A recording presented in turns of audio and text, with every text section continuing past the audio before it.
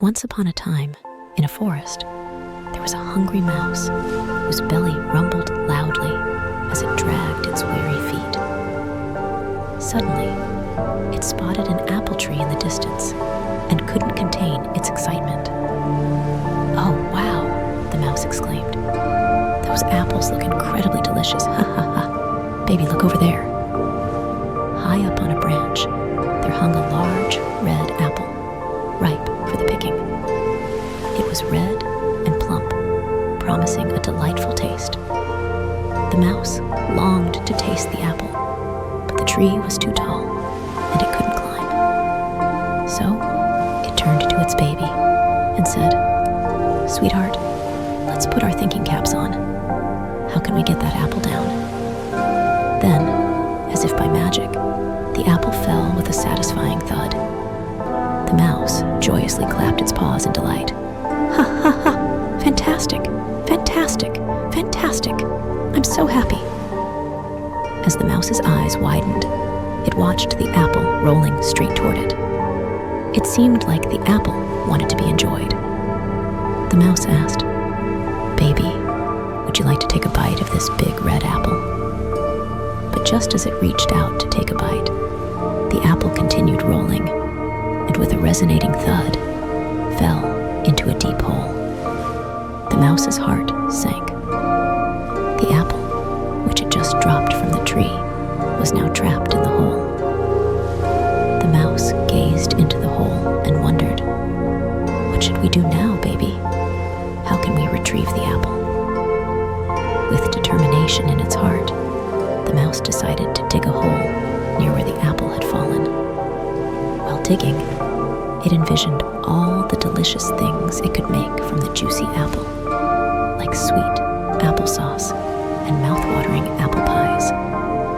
The mouse sang a cheerful tune as it worked. Digging and digging, the mouse reached the bottom of the hole where it believed the apple lay. However, there was nothing there. The mouse felt despondent and wondered why the apple had disappeared after all its hard work. Confused and hungry, the mouse began seeking help from the forest animals. It asked a giraffe, a crocodile, a snake, gibbons, and even a crane if they had eaten the apple. But each one had a valid reason why they couldn't have taken it. In a surprising turn of events, a tiny apple worm explained how the apple ended up in the hole. The worm had been living inside the apple. Following the worm's explanation, the mouse realized that the apple had fallen into the hole due to its own doing. It was an unexpected twist in the story. The mouse continued to follow the scent of the apple, and it led the mouse to a snoring elephant. The mouse climbed up the elephant and shook its giant ears, shouting, "Did you eat my apple?" Startled, the elephant woke up and trumpeted in surprise. "Did I eat your apple?" But the mouse's suspicions grew. With a booming thud, the apple dropped into the hole. The mouse had a hunch and thought, could it be the elephant? The mouse climbed up the elephant once more, reaching its ears and asking angrily, "Did you eat my apple?" The poor elephant, scared by the mouse's loud voice, answered, Did I eat your apple?" The mouse, relieved to finally have an answer, watched as the apple dropped once more into the hole.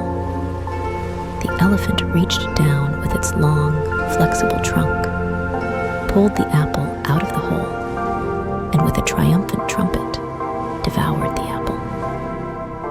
The mouse realized that the elephant had, in fact, eaten the apple, and it felt victorious in discovering the truth. With the mystery solved, the mouse was content. It learned that solving problems required thinking and seeking answers, even